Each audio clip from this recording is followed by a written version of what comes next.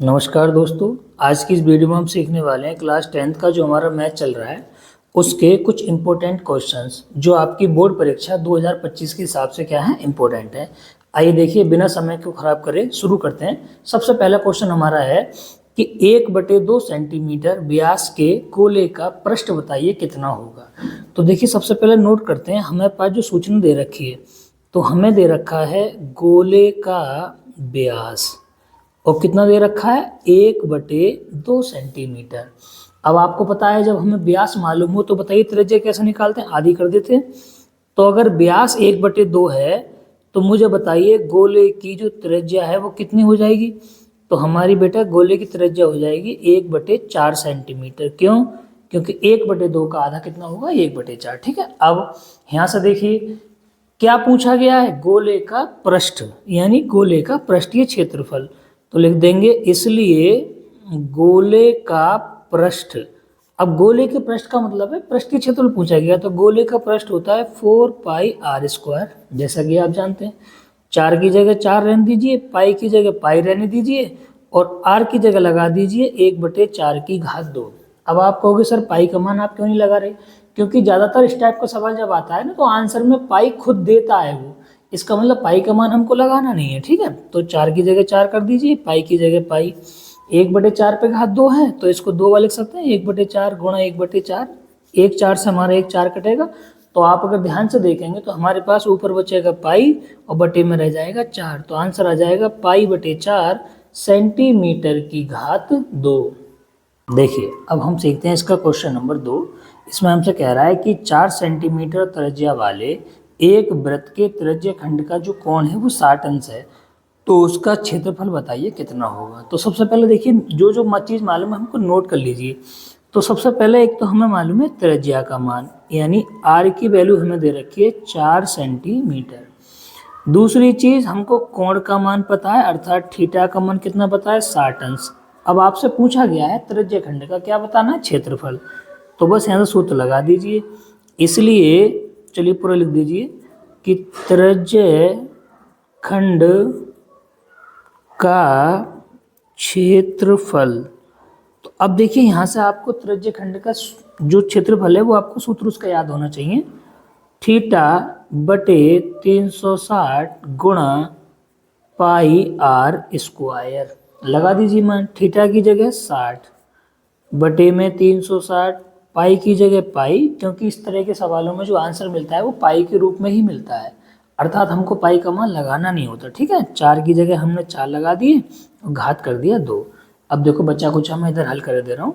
आप देखिए यहाँ से 60 से काटेंगे, 60 एकम 60 और 6 6 36 होते हैं, तो यहाँ पे 6 बच जाएगा। तो आंसर बचेगा 1/6 यहाँ से। पाई की जगह पाई और 4 की गुणा जब करेंगे इस तरह से तो घात 2 है तो हमने 2 बार लिख दिया यहाँ से। अब इसको देखिए सॉल्व कर लीजिए थोड़ा 2 से काट के, तो 2 दूनी 4 और 2 तियाँ 6। तो अब ध्यान से देखोगे तो ऊपर हमारे पास कितने बचेंगे, एक तो ऊपर से पाई बचेगा और 2 गुणा 4 कितने हो जाएंगे 8 और बटे में कितने 3। तो इसको ठीक से लिखना चाहें तो हम लिख सकते हैं 8/3 पाई सेंटीमीटर की घात 2, और ये हो जाएगा हमारे इस क्वेश्चन का आंसर। देखिए अब हम यहाँ सीखते हैं इसका अगला क्वेश्चन। इसमें हमसे कह रहा है कि द्विघात समीकरण x² + x - 1 = 0 का विविध कर बताइए कितना होगा। तो देखिए आपको द्विघात समीकरण दी जाए और विविध कर पूछा जाए तो सबसे पहले क्या करेंगे, आप तुलना करेंगे। सबसे पहले तुलना करने पर, और तुलना हम करते किस चीज़ से हैं, ax² + bx + c = 0 से करते हैं द्विघात समीकरण की तुलना। तो यहाँ से ध्यान दोगे तो a का मान हमें कितना प्राप्त होगा 1 और b का मान 1 और c का मान -1। अब आप कहोगे सर कहाँ से आ रहा है, देखो दोबारा बताऊँ। x² का जो गुणांक होता है वो हमारा a का मान, x का जो गुणांक होता है वो b का और बाकी जो बचा मान लास्ट में वो c का। इस तरह से व्यवस्था बनाते हैं, ठीक है, मय चिन्ह की। तो a का मान 1, b का मान 1, c का मान -1। अब हमसे पूछा है कि विविध कर बताइए क्या होगा, तो इसलिए विविक्त कर इसका सूत्र लगा दीजिए। तो हमारे विविक्त कर का जो फॉर्मूला है वो क्या है, d = b² - 4ac। तो विविध कर हमसे पूछा है, d की जगह कितना लगाएंगे 1, तो 1 की घात 2, 4 की जगह 4, 1 की जगह 1 और c की जगह कितना -1। तो d का मान आ जाएगा 1 की घात 2 का मान 1 आएगा, माइनस माइनस क्या हो जाएगा प्लस, और 4 एकम 4, तो जो डी का मान आएगा वो कितना आएगा 5। इसका मतलब जो हमारा विविधकर होगा वो क्या होगा 5 होगा। देखिए अब हम यहाँ सीखते हैं इसका क्वेश्चन नंबर 4। क्वेश्चन नंबर 4 हमसे कह रहा है कि द्विघात समीकरण 1 minus 4x plus 4x square बराबर 0 के मूलों का योगफल बताइए कितना होगा। तो देखिए सबसे पहले अपनी समीकरण को लिखिए। समीकरण है हमारी 1 minus 4x plus 4x square बराबर 0। ये समीकरण बिल्कुल ठीक है, लेकिन इसका क्रम बिगड़ा हुआ है। तो देखो पहले इसका क्रम ठीक करते हैं। सबसे पहले लिखेंगे 4x स्क्वायर, फिर माइनस का 4x और फिर 1 और बराबर 0। अब ये बिल्कुल अपने सही क्रम में है। अब सबसे पहले क्या करेंगे, आप तुलना करेंगे यहाँ से। तो लिखेंगे तुलना करने पर, तो जब तुलना करेंगे तो मैंने भी बताया था एक्स स्क्वायर का गुणांक क्या होता है, ए का मान, यानी जो एक्स स्क्वायर के साथ में लिखा है वो किसका मान है, ए का। तो यहाँ से ए का मान कितना 4, और जो बी का मान है वो कितना आ जाएगा -4, और सी का मान आ जाएगा 1। आगे सारे मान। अब हमसे क्या पूछा है, मूलों का योगफल पूछा है। तो लिख देंगे इसलिए मूलों का योगफल। तो आपको यहाँ से सूत्र याद होना चाहिए, मूलों का योगफल होता है -b/a। कितना होता है -b/a। और अगर गुणनफल पूछा जाए तो c/a। तो देखिए माइनस की जगह माइनस, b का मान कितना है -4, और a का मान कितना है 4। तो माइनस माइनस क्या हो जाएगा प्लस, तो 4/4, 4 से काटेंगे 4 एकम 4, तो आंसर आ जाएगा 1। इसका मतलब जो मूलों का योगफल है वो कितना होगा 1 होगा। देखिए अब हम यहाँ सीखते हैं इसका अगला सवाल, क्वेश्चन नंबर 5, कि यदि 65 और 117 के HCF 65p माइनस 117 के रूप में व्यक्त किया जाए तो p का मान बताइए कितना होगा। थोड़ा सा इंटरेस्टिंग सवाल है, अजीब सा लग सकता है आपको। देखिए सबसे पहले आप क्या करेंगे, 65 और 117 का निकालेंगे HCF, ठीक। फिर जो भी HCF आएगा ना उसको इतने के बराबर लगा देना, बस अपने आप आंसर आ जाएगा। आइए देखिए कैसे, P की वैल्यू हमसे पूछिए। तो सबसे पहले क्या करते हैं, एक एक करके दोनों के अभाज्य गुणनखंड करेंगे जिसका हमसे HCF पूछा गया है। तो सबसे पहले देखिए 65, अब इसको काय से ब्रेक करोगे भी, किस चीज से काटोगे। तो सबसे पहले इसको देखिए 5 से काट दीजिए, 5 एकम 5, 1 बचा 15 हो गए, 5 3 15। अब 13 से काटेंगे, 13 एकम 13। तो यहाँ से जो 65 का मान हमें प्राप्त हुआ 5 गुणा 13। अब अगले अंक को देख लीजिए, अगला है 117। अब इसको काय से काटोगे, तो सबसे पहले देखिए 3 से काटते हैं इसको। तो 3 3 9, कितने बचे 2, 27 हो गए, और 3 ने हम 27। फिर 3 से काटेंगे, 3 एकम 3, 3 3 9, और फिर 13 एकम 13। तो 117 का जो मान प्राप्त हुआ वो 3 गुणा 3 गुणा 13, ये मान प्राप्त हो गए, बिल्कुल हो गए। अब सबसे पहले इनका HCF निकालो। तो हमारे पास इनका जो HCF निकल कर आएगा वो कितना निकल कर आएगा 13। देखिए अगर आप भूल गए हो तो मैं दोबारा बता दूं HCF कैसे निकालते हैं। जो भी वैल्यू, जो हमारे जो गुणनखंड आए हैं इनमें जो भी कॉमन होता है वही HCF होता है। देखिए 13 यहाँ पे भी है, 13 यहाँ, इसलिए हम 13 ले लिया। अब आप कहोगे सर 5 यहाँ पे है लेकिन फिर यहाँ नहीं है, 3 इधर है लेकिन इधर नहीं है। तो HCF में सिर्फ वो अंक लिखा जाएगा जो दोनों जगह क्या होगा कॉमन। HCF 13 आ गया। अब HCF का रूप हमें किसके बराबर दे रखा है 65p माइनस 117, तो वो यहाँ लगा दीजिए HCF की जगह। कितना 65p माइनस 117 और बराबर कितना 13। बस इसको हल कर लो।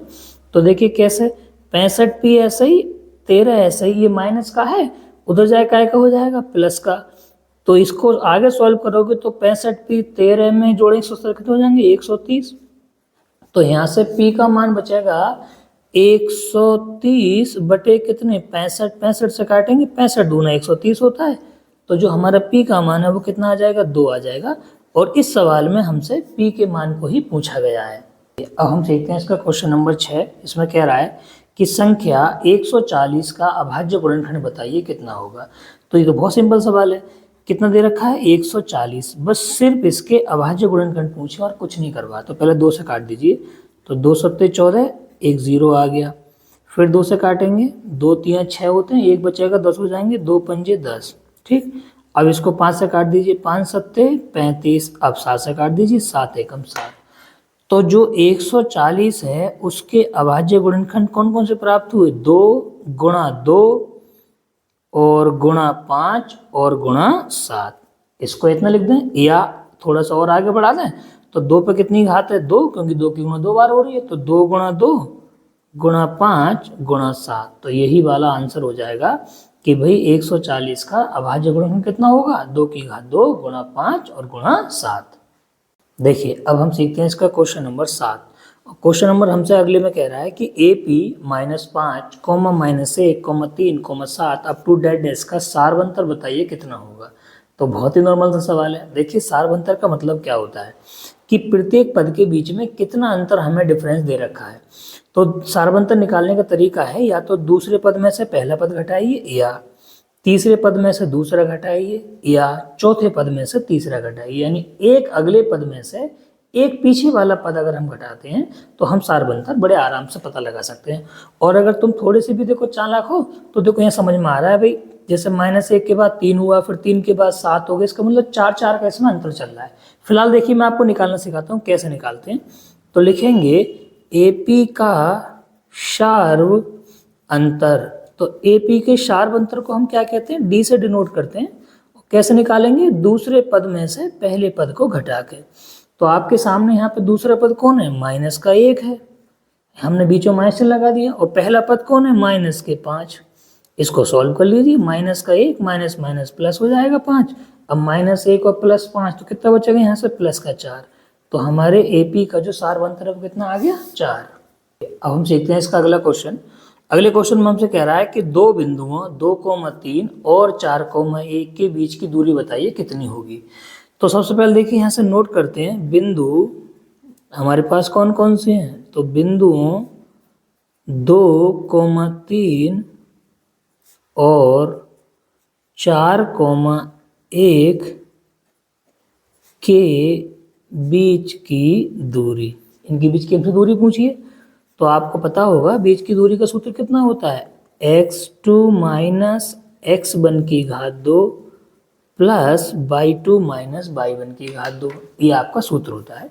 अब सवाल ये है कि भाई x1 y1 x2 y2 कहाँ से आएंगे। तो देखिए मैं आपको बता दूं, जो पहला बिंदु हमें दे रखा है तो पहले बिंदु में से निकालते हैं x1 y1 और दूसरे बिंदु में से निकालते हैं x2 y2। बस मान लगा दीजिए अपने आप। तो देखिए x2 की जगह कितना मान दे रखा है 4, माइनस x1 की जगह 2 घात 2, y2 की जगह 1 और माइनस y1 की जगह 3 और घात 2। ठीक, अब इसको जब आप आगे हल करेंगे तो 4 में से 2 घटाएंगे कितना बचेगा 2 की घात 2, 1 प्लस का है 3 माइनस के हैं तो माइनस के 2 की घात 2। अब 2 पे 2 घात है तो 2 दूना 4 प्लस माइनस 2 पे घात 2 है तो 2 दूना 4। 4 में जब 4 जोड़ेंगे तो कितना हो जाएगा 8। अब इस 8 को हम चाहें तो इसको तोड़ सकते हैं 4 गुणा 2 में।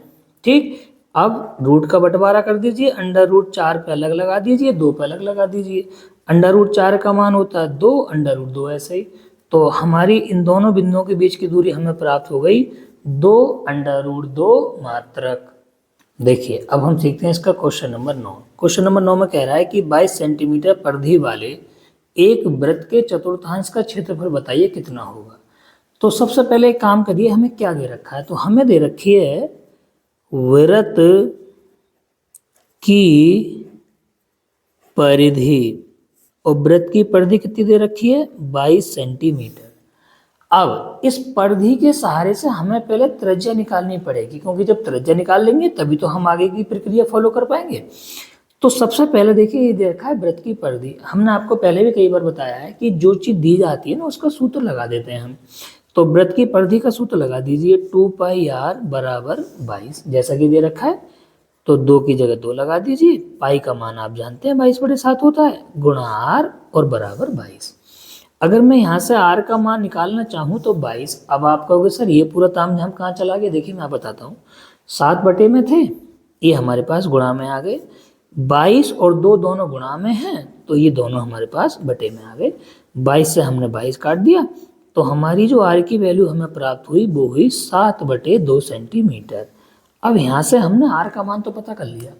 अब ये देखना है कि हमसे पूछा क्या है। तो हमसे पूछा चतुर्थांश का क्षेत्रफल, तो बस लगा दीजिए यहाँ से। तो लिखेंगे वृत्त के चतुर्थांश का क्षेत्रफल हमसे पूछा गया है। और आपको बता दूं, चतुर्थांश का मतलब होता है किसी भी वृत्त का चौथाई भाग। तो वृत्त के चतुर्थांश का जो क्षेत्रफल होता है वो होता है 1/4 गुणा पाई आर स्क्वायर। अगर अर्धवृत्त का पूछा तो 1/2 गुणा पाई आर स्क्वायर, ठीक है। तो 1/4 पाई आर स्क्वायर वृत्त के चतुर्थांश का क्या होता है, क्षेत्रफल होता है। मान लगा दीजिए 1/4 की जगह 1/4 गुणा पाई की जगह आप जानते हैं 22/7, और आर का मान देखो तुमने अभी यहाँ निकाला है कितना, 7/2 और उसकी घात 2, जैसा कि यहाँ दे रखा है। अब 1/4 अपनी जगह गुणा 22/7 अपनी जगह, यहाँ से लिखेंगे 7/2 गुणा 7/2। अब क्या होगा, एक 7 से एक 7 हमारा कट जाएगा, एक 2 से काटेंगे तो कितना बचेगा यहाँ 11। अब आप ध्यान से देखो तो ऊपर से हमारे बचे एक तो 11 और एक 7, तो 11 गुणा 7 और एक बचा है हमारे पास 4 और बचे 2।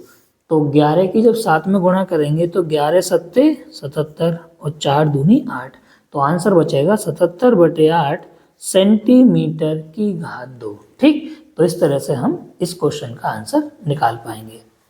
देखिए अब हम सीखते हैं इसका क्वेश्चन नंबर 10। क्वेश्चन नंबर 10 में कह रहा है कि AP 10,7,4 अप टू डेड का 20वां पद बताइए कितना होगा। तो AP दे रखी है, 20वां पद हमसे पूछा है। तो देखिए जब भी कभी इस तरह से आपको AP दी जाए, कोई सा पद पूछा जाए या पदों का योगफल पूछा जाए, तो सबसे पहले आप उसका A और D पता लगाइए। A मतलब प्रथम पद पता लगाइए और D का मतलब शार्वंतर पता लगाइए, ठीक है। तो सबसे पहले हम लिखेंगे यहाँ से कि AP का प्रथम पद, और प्रथम पद मतलब A का मान, तो A का मान हमें कितना दे रखा है 10, जो सबसे पहला पद होता है वही प्रथम पद होता है हमारा।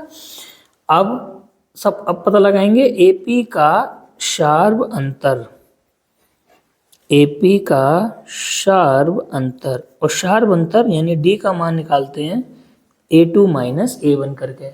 तो यहाँ से देखिए D की वैल्यू कैसे निकलेगी, A2 की जगह कितना है हमारा 7, A2 मतलब दूसरा पद और A1 का मतलब पहला पद, -10, तो D का मान हमारे पास आ गया -3। अब हमारे पास A का मान आ गया और D का मान आ गया। अब हम यहाँ से किसी भी चीज़ का आंसर देने में सक्षम है। फिलहाल हमसे क्या पूछा है, 20वां पद, तो लिखेंगे AP का 20वां पद। तो देखिए मैं आपको बता दूं 20वां पद अगर हम शॉर्ट रूप में लिखें तो कितना होता है A + 19D। अब आप कहोगे सर ये क्या चीज़ है, जैसे मान लीजिए हमसे पूछा जाए 50वां पद तो A + 49D, अगर आपसे पूछा जाए 15वां पद तो A + 14D, 18वां पद पूछा जाए A + 17D, इस तरह से हम निकाल सकते हैं।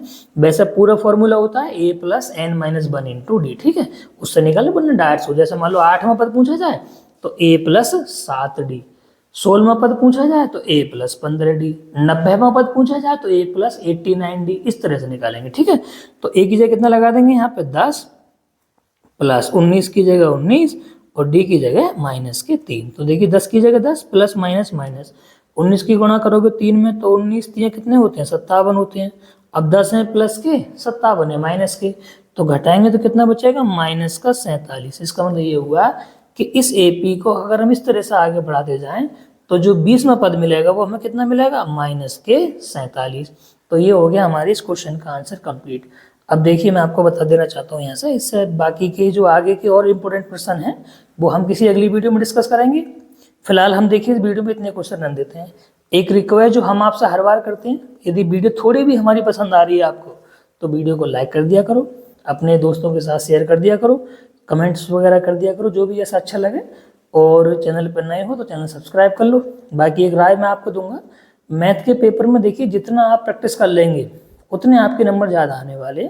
इम्पोर्टेंट टॉपिक को सीखिए, जो भी महत्वपूर्ण सूत्र हैं उनको याद करिए हर चैप्टर में, और पिछले वर्षों के पेपर आप अवश्य देखें जिससे कि आपको थोड़ा आइडिया लग जाए कि कौन कौन से पार्ट में से किस तरह से किस लेवल के क्वेश्चन हमारे पूछे जाते हैं। और एक चीज़ और, पेपर में इस तरह से नोट करना कि भाई कोई भी चीज़ छूट ना पाए। पता लगे एक क्वेश्चन रह गया 2 क्वेश्चन रह गया है ना, तो प्रयास करें कोई भी पेपर आपका जो भी है उसमें कोई सा भी क्वेश्चन छूटे ना, ठीक। बाकी आपको खूब बहुत सारा बेस्ट ऑफ लक आपके पेपर के लिए, पेपर आपके सबके अच्छे जाएं। बाकी मैं और प्रयास कर रहा हूँ, आगे भी वीडियो में एक आध और बनाऊंगा भी आपके लिए जो इंपॉर्टेंट क्वेश्चन की होंगी, ठीक है। तो फिलहाल इस वीडियो में इतना रहने देते हैं, मिलते हैं किसी अगली वीडियो में, तब तक के लिए नमस्कार।